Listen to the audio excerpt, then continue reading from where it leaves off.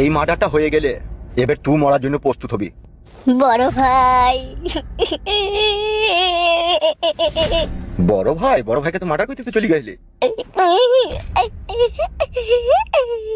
শুধু ফুটুর বাড়ি থেকে বাঘের পুটকিকে আর সাদা কুকুরকে আসতে দে, তারপরে তোর ব্যবস্থা হবে।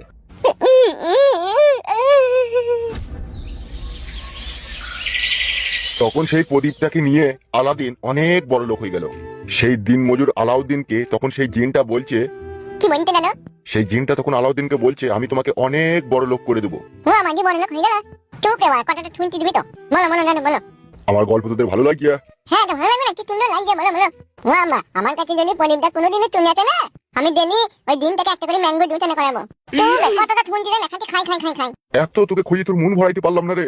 তো বলো না বলো। আর বলতে ভালো লাগে না গল্প।